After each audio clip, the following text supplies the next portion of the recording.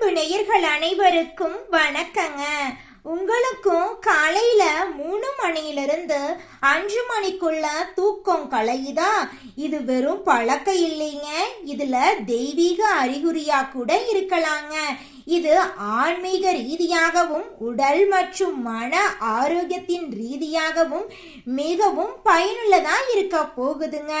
இந்த நேரத்துல இயற்கையின் 5 கூறுகளும் சாதகமான மாற்றங்களை ஏற்படுத்திட்டு இருக்குங்க.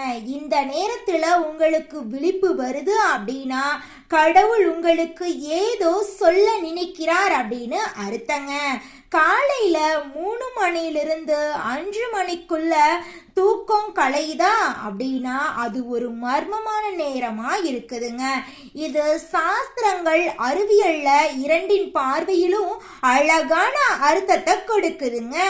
இது கடவுள் அல்லது பிரபஞ்சத்தின் தெய்வீக சக்திகள் உங்களை அழைக்கிறதுக்கான அறிகுறியா கூட இருக்கலாங்க. இது ஒரு புதிய பாதையில உங்களை அழைத்து செல்ல விரும்புறீங்கன்னு அர்த்தங்க. அங்கிருந்து உங்க வாழ்க்கை ஒரு தெய்வீக ஒளியால பிரகாசிக்குங்க. வேதங்கள், புராணங்கள் போன்ற பண்டைய சாஸ்திரங்கள்ல அதிகாலை நேரத்துல எழுந்திருக்கும் பாரம்பரியம் பல நூற்றாண்டுகளாக இருந்து வருதுங்க. இது பிரம்ம முகூர்த்தம், அமிர்த வேலை, அதிகால சந்தி காலம்னு அழைக்கப்படுதுங்க. இது சூரிய உதயத்துக்கு முந்தைய அந்த புனிதமான நேரங்க. இந்த நேரத்துல ரிஷி முனிவர்கள் தியானம், ஜபம், சாதனைகள் செஞ்சாங்க. நவீன விஞ்ஞானிகள் இரவின் கடைசி பகுதியும் விடியலுக்கு முந்தைய நேரத்திலையும் உடலின் நச்சுத்தன்மையை நீக்கும் செயல்முறைக்கு மிகவும் மதிப்பு மிக்கது அப்படின்னு ஒப்புக்கொண்டாங்க. இந்த நேரத்துல உடலின் செல்கள் பிரமிப்பு செயல்முறைக்கு உட்படுத்தப்படுதுங்க. கல்லீரல், நுரையீரல், செரிமான அமைப்பு அனைத்தும் தங்களோட சுத்திகரிப்பு பணியை இந்த நேரத்துல செய்யுங்க. 3 மணியிலிருந்து 5 மணிக்குள்ள தூக்கம் கலந்தா நிச்சயமா கடவுள் உங்களுக்கு ஏதோ சொல்ல வராருன்னு அர்த்தங்க. ஆனா அதைவிட சக்தி வாய்ந்தவை நமது உணர்வை தொடும் ஆற்றல் அலைகளுங்க. சாஸ்திரங்களின் நம்பிக்கையால பிரம்ம முகூர்த்தத்தின் இந்த நேரம் மிகவும் புனிதமான நேரமா இருக்குதுங்க. ஏன்னா இந்த நேரத்துல இயற்கையின் 5 கூறுகளிலும் சாதகமான மாற்றங்கள் ஏற்படுதுங்க. பண்டைய ரிஷி முனிவர்களின் வாழ்க்கை மிகவும் ஒழுக்கமான வாழ்க்கையா இருந்ததுங்க. அவங்க எப்போதுமே சீக்கிரமா தூங்கி சீக்கிரமா எந்திரிப்பாங்க. சூரிய உதயத்திற்கு முன் எழுவதன் மகிமைய அவங்க தெளிவா உணர்ந்திருக்காங்க. அதனாலதான் அவங்க தாமதமா விழிக்கிறதுக்கு பதிலா மாலையிலேயே தங்கள் நாளின் கடைசி உணவை உட்கொண்டு பிரம்ம முகூர்த்தத்துல தங்களோட சாதனைகளை தொடங்குறாங்க. காலையில சீக்கிரம் எழுப முடியாம போறதுக்கு ஒரு பெரிய காரணம் நமது மன குழப்பத்திலிருந்து உலக ஆசையிலிருந்தும் சிக்கி தவிக்கிறது தாங்க. உடல் மற்றும் மனம் இரண்டிலும் சோம்பல் குடிகொண்டிருந்தா இரவின் கடைசி பகுதியின் பலனை நாம அடைய முடியறது இல்லைங்க. முடிஞ்ச வரைக்கும் உணவு பழக்கம், அதிக நேரம் விழித்திருப்பது, கைபேசி, பிற கருவிகளை அதிகமா பயன்படுத்துறது தூக்கமின்மைக்கு அதிகமான காரணமா இருக்குதுங்க. இந்த காலத்துல நம்மெல்லாம் தூங்குறது 12 மணி, சாப்பிடுறது 10 மணி, இப்படி பண்ணிட்டு இருக்கோம். சூரியன் பண்டைய காலத்தில் இருந்தே ஆற்றல், ஒளி, வாழ்க்கையின் சின்னமா கருதப்படுதுங்க. வேதங்கள்ல அவரது கதிர்கள் காமதேனுவின் பால் போன்றதுன்னு கூறப்படுதுங்க. காலை நேர சூரிய கதிர்கள் புறஊதா கதிர்வீச்சு இல்லாம வைட்டமின் E எல்லாம் நிறைந்திருக்குதுங்க. இது எலும்பு மற்றும் நோய் எதிர்ப்பு சக்திக்கு பயனுள்ளதா இருக்குதுங்க.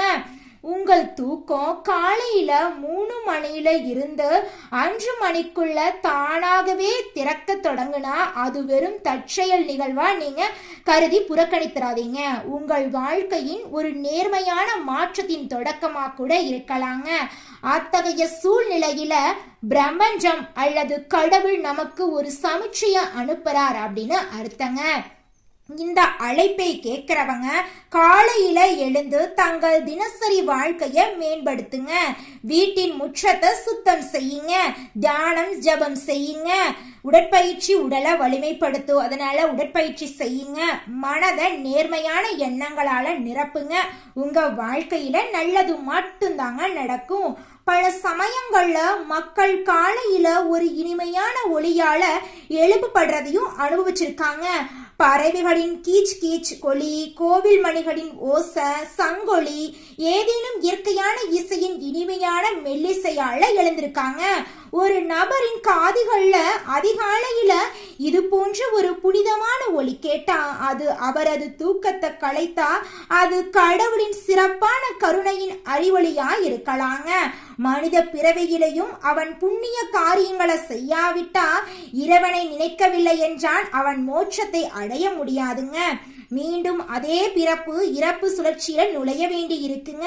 நமது முன்னோர்கள் எல்லாருமே காலையில சீக்கிரம் எந்திரிச்சிட்டு குளிச்சுட்டு தியானம் பண்ணிட்டு ஜபம் பண்ணிட்டு தங்களோட முக்கிய வாழ்க்கைய ஆரம்பிச்சிருவாங்க. கருட புராணம், நாராயண புராணம் மற்றும் பிற பல சாஸ்திரங்கள்ல அதிகால வேளையில விழிக்கிறவங்களுக்கு கடவுளின் சிறப்பு அருள் உண்டு அப்படின்னு குறிப்பிடப்படுதுங்க. அவர்களின் மனம் விரைவில் குற்றங்களில் இருந்து விடுபடுதுங்க. அவங்க திருட்டு, வஞ்சனை, பொய், வன்முறை, வெறுப்பு போன்ற உணர்வுகளில் இருந்து தானாகவே விலகி விடுறாங்க. நவீன உலகத்துல அறிவியலிலும் காலை நேரம் மனிதனின் உடல், மனம் மற்றும் ஆன்மீக ஆரோக்கியத்திற்கு மிகவும் பயனுள்ளதாக இருக்கிறது என்று கூறப்படுதுங்க. காலையில சீக்கிரம் எந்திரிக்கிறவங்களுக்கு நோய் எதிர்ப்பு சக்தி சிறப்பா இருக்குங்க. அவங்களுடைய வாழ்க்கையில நல்லது அடுக்கடுக்கா நடக்குங்க.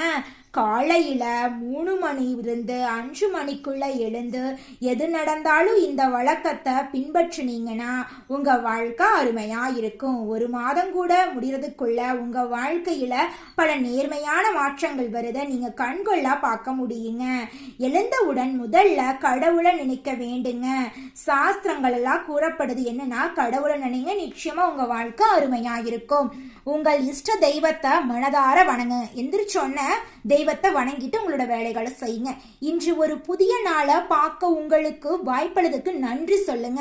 அதுக்கப்புறம் நீங்க விரும்பினா சிறிது நேரம் தியானம் செய்யலாம், சூரியனுக்கு நமஸ்காரம் செய்யலாம், காயத்ரி மந்திரம் சொல்லலாம், ஜபம் பண்ணலாம், பிரார்த்தனை செய்யலாம். அதெல்லாம் உங்களுக்கு ரொம்பவும் திறமையான வாழ்க்கையை தருங்க. உங்க வீட்டு வாசல்ல அதிகாலையில பசுமாடு வந்துட்டா நீங்க எதிர்பாராத விதமான பசுமாட்டை கண்டா அது மிகவும் மங்களகரமான அறிகுறியா கருதப்படுதுங்க. இதே போல ஒரு நபர் காலையில எழுந்தவுடன் கண் திறப்பதற்கு முன் கடவுளோட பெற ஜெபித்தா அவரது நாள்ல ஆரம்பம் எதிர்மறையா இருக்கும் அப்படின்னு கூறப்படுதுங்க. உங்கள் தூக்கம் இந்த புனிதமான நேரத்துல கலந்தா அதன் பலனை பெறுவீங்க. உங்களை அடையாளம் காணுவீங்க. கடவுளின் மீதான அன்பு, அர்ப்பணிப்பு உணர்வை நீங்க எழுப்புவீங்க. உங்கள் செயல்கள், உங்கள் நம்பிக்கை, உங்கள் உள்ளார்ந்த இயல்பு கடவுளை ஈர்க்கும் போது அவங்க தங்கள் இருப்பின் அறிகுறியை உங்களுக்கு வழங்க தொடங்குவாருங்க. காலப்போக்கில் நீங்க தொடர்ந்து இந்த வழக்கத்தை பின்பற்றினா உங்கள் தன்னம்பிக்கை அதிகரிப்பதை நீங்க காண்பீங்க. மற்றவங்களுக்கு உதவுவதில் கூட நீங்க உணர்ச்சி வசப்படுவீங்க. மனசுல கருணை, தாய்ப்பண்பு, தெய்வீக குணமெல்லாம் உங்களுக்கு நிரம்பி காணப்படுங்க. நீங்க உங்களுக்காக சிறிது நேரத்தை ஒழுக்கமா பயன்படுத்துங்க. சீக்கிரம் தூங்கும் பழக்கத்தை தொடங்குங்க. நாள் முழுவதும் உள்ள வேலைகளை ஒழுங்குபடுத்த முயற்சி பண்ணுங்க. இதனால இரவுல உங்களுக்கு ஆழ்ந்த தூக்கம் கிடைக்குங்க. மேலும் நீங்க விடியும் முன்பே எழ முடியுங்க. நீங்க காலையில எழுந்தவுடன் உங்கள் பாதங்களை பூமியில வைக்கும் போது முதல்ல பூமி தாயை தொட்டு அவங்களுக்கு நன்றி சொல்லுங்க. பூமிக்கு தாயின் ஸ்தானம் கொடுக்கப்பட்டது ஒரு சாதாரணமான சமஸ்காரம். ஏன்னா நாம் அனைவரும் அவர்களிடமிருந்தே உணவு, நீரை பெறறோங்க. பிரம்ம முகூர்த்தத்துல வெளிச்சத்திலிருந்து கடவுளை நினைக்கும் மனிதனுக்கு நல்லதுதாங்க நடக்கும். ஒரு தெய்வீக வரம் நிச்சயமா உங்களுக்கு கிடைக்கும். அந்த வரம் என்னன்னா, உங்களோட மனசுல இருக்கக்கூடிய குழப்பங்கள் எல்லாம் காணாம போயிரும்.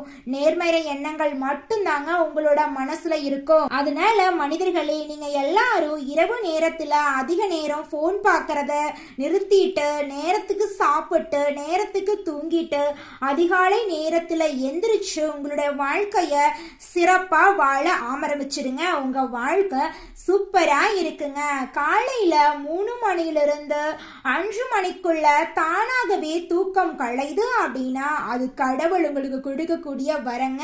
அந்த வரத்தை பயன்படுத்தி உங்களுடைய வாழ்க்கைய புனிதமா மாத்திருங்க. நிச்சயமா உங்க வாழ்க்கையில செழிப்பும் செல்வாக்கும் கிடைக்கும். உங்களுடைய ஆசைகள் கனவுகள் எல்லாமே நிறைவேறும். உங்க வாழ்க்கையில இனி வரக்கூடிய காலங்கள்ல துன்பங்கிற பேச்சுக்கு துளி கூட இடம் கிடையாதுங்க. பிரம்ம முகூர்த்தம் உங்களுக்காக கடவுள் கொடுக்கக்கூடிய நல்ல நேரங்க. இந்த நேரத்தை பயன்படுத்தி வாழ்க்கையில முன்னேற வழிய பாருங்க. நன்றி, வணக்கம் நேயர்கள்.